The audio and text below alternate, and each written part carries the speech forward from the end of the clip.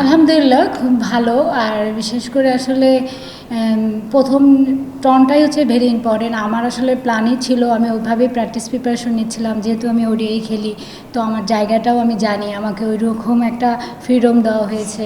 তো বিষয় হচ্ছে আমি প্রথম নক থেকেই আমার স্টার্টটা খুব ভালো ছিল, তো আমি চেষ্টা করছিলাম যে যদি আমার প্রথম স্টার্টটা ভালো হয় তো আমি ফার্স্ট সেকেন্ড থার্ড তিনটাই আমি চেষ্টা করব বড় ইনিংস খেলার। তো আসলে ওদের প্রথম ম্যাচ হিসাবে ওদের সাথে একটু প্রথম আমার একটু বল জাজ করতে সমস্যা ছিল। পরে আমি আসলে ভিডিও দেখে নিজেকে জাজ করে আমি আমার স্ট্রেংথ অনুযায়ী আসলে ক্রিকেটটা খেলছি, দেখেই মনে হয় 58 হয়েছে।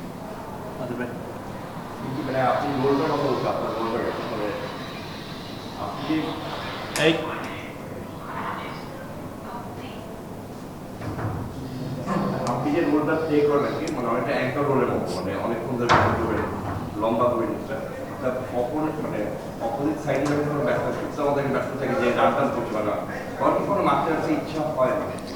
না, আসলে বেসিক্যালি আমার সবচেয়ে এটা বেশি ভালো লাগে যে আমি যাদের সাথে ব্যাট করি, সুপ্তা, হ্যাপি, এদের সাথে বেসিক্যালি ব্যাটিংটা আমার বেশি হয়। ওরা আমাকে সবসময় রিল্যাক্স রাখে এবং আমাকে বলে যে তুই তোর প্যাটার্নে থাক, আমরা আমরা আমাদের মতন করে খেলবো। তো সো এই জিনিসটা নট অনলি ওদের ওখান থেকে, আমার ম্যানেজমেন্ট থেকেও আমাকে এটা আসলে একটা বড় জায়গায় একটা কনসার্ন যে আমার জিনিসটা যে তুমি কমফোর্ট থাকো, ওই থেকে খেলুক, তুমি লম্বা খেলবা। তো বেসিক্যালি আমি এই লম্বা খেলার একটা খুবই আগে থেকে আমার অনেক আগ্রহ এবং ইচ্ছা শক্তি বেশি, যে আমি নিজেই বিশ্বাস করি যে আমি অনেক লম্বা খেলতে পারি। তো এর সাথে আসলে অবশ্যই কিছু শর্ট প্র্যাকটিস করতে হবে, কেননা সবসময় তো লম্বা প্র্যাকটিস বল খেললেই তো আর হবে না, রানও করতে হবে। তো আমি আসলে আমার কাজগুলো অবশ্যই চেষ্টা করে যাচ্ছি আরও ভালো কীভাবে 100 বলে অ্যাটলিস্ট 80-90 জন আমি করতে পারি, তাহলে আমার টিমের জন্য অনেক বেশি ভালো হবে।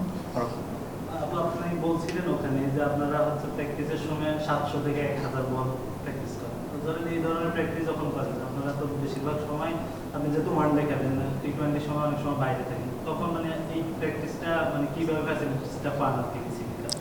আমি সর্বপ্রথম বলবো, আমি যখন এই 700-800-1000 বল এইখানে ফ্যাসিলিটি হিসাবে আপনি মনে করেন মিরপুরে অনেক, আপনারাই জানেন যে এখানে অনেক বার্নিং থাকে, এই অবস্থা ওই অবস্থা। তো ফাইনালি আমি যখন ইন্ডিয়ার সিরিজটা খেলার পরে আমাকে সাথী আমাকে বলছিল যে পিঙ্কাপু আমাদের একটা একাডেমি আছে, মাস্কো একাডেমি, ওখানে গেলে ভালো প্র্যাকটিস আছে।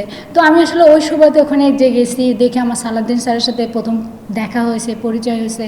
তো ওখান থেকে আমার ওই ফ্যাসিলিটিগুলো আমার এত ভালো লাগছে এবং এত কোয়ালিটি আসলে প্র্যাকটিস করার জায়গা ওটা। যদি কোনো প্লেয়ার যদি চায়, ইচ্ছা শক্তি প্রকাশ করে যে খেলতে চায়, ভালো প্লেয়ার হওয়া যায়, ওখানে অসাধারণ ফ্যাসিলিটি। তো ওখান থেকে আমার ওই পেশেন্টটা আরও বেশি তৈরি হয়েছে। এখন আমি প্রতিদিন প্র্যাকটিস করলে সত্যি কথা আমি 1000-1500 ছাড়া বল খেলতে, মানে এর কম বল খেলি না আমি। প্র্যাকটিস আমার এটা থাকবেই, এটা আমার রুটিন। বাট আমার ব্যাটিংটা কমে আসছে, আমি এখন সপ্তাহে 2 দিন ব্যাটিং করে আবার একদিন রেস্ট নিয়ে আবার 2 দিন ব্যাটিং, সপ্তাহে আমার 4 দিন। বাট এই 4 দিনে আমার এই 1000 বল খেলতেই হবে, এটা আমার পেশেন্ট। আমি মনে করি এই পেশেন্টটাই আমার লম্বা খেলার একটা প্রবণতা দেখায়।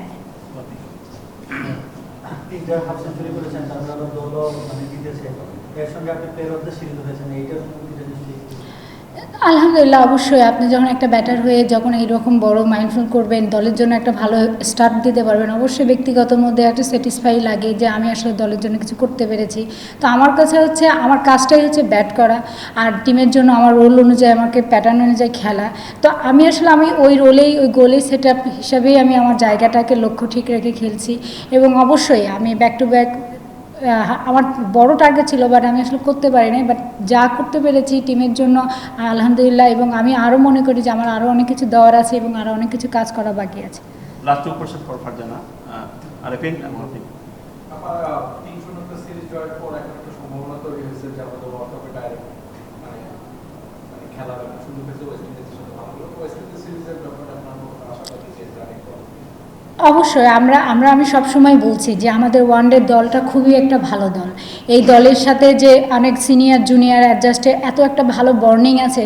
এই টি20 আসলে কখন কি করা যায় এটা আসলে বলা যায় না, কিন্তু ওয়ানডে দলটা অনেক শক্তিশালী এবং টপ অর্ডার ব্যাটাররা অনেক কাজ করে এবং পরিশ্রমী। আমি মনে করি এই প্যাটার্ন অনুযায়ী যদি ম্যানেজমেন্ট আমাদেরকে সময় দেয়, আমাদের উপর বিশ্বাস রাখে, তো আমি মনে করি যে অবশ্যই আমরা ওয়ার্ল্ড কাপে অনেক ভালো করছি। আমি আসলে অনেক বড় টার্গেট এটা আসলে বলতে পারছি না, বাট আমার মনে হয় যে পাইপলাইনে যে ব্যাটারগুলো তৈরি হচ্ছে এখনও আসতেছে, আমার মনে হয় এই প্যাটার্ন অনুযায়ী যদি আমাদের লক্ষ্য কাজ করতে পারি, তা আমার মনে হয় ওয়ার্ল্ড কাপটা আমাদের জন্য খুব বড় একটা সুযোগ হবে, যে অনেক বড় খেলার।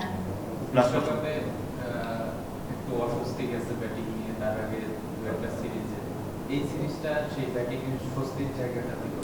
না, এটা তো অবশ্যই, এটা তো আপনার T20 ছিল, T20 আসলে ডিভিশনাল ব্যাটিং, বাট আমাদের ওয়ানডে সবসময় দেখেন আমরা 14টা ওয়ানডে খেলছি, একটা ওয়ানডে আমাদের 2-1টা ওয়ানডে ছাড়া আমরা কিন্তু সবাই কিন্তু মোটামুটি 200+ এবং টপ অর্ডাররা রান করছে, কিন্তু T20-র কথাটা আমি আসলে বলতে পারবো না, সেটা ম্যানেজমেন্টে থাকে, আমি খেলিও না, আর ওর ভিতরে কি প্ল্যান থাকে আসলে আমি এটা জানিও না, বাট যারা খেলে অবশ্যই তাদেরকে একটু সময় দিতে হবে। T20 আসলেই অনেক একটা বড় একটা হার্ড হিটিং লাগে, রান লাগে, আর আমাদের তো ওই হিসাবে টুর্নামেন্টগুলো খুবই কম, এই হিসাবে আমি মনে করি মেয়েরা যা খেলতেছে আলহামদুলিল্লাহ অনেক ভালো, যদি একটা দুটা টুর্নামেন্ট T20 করা যায় সেই হিসাবে আমার মনে হয় যে আরেকটু ভালো হবে।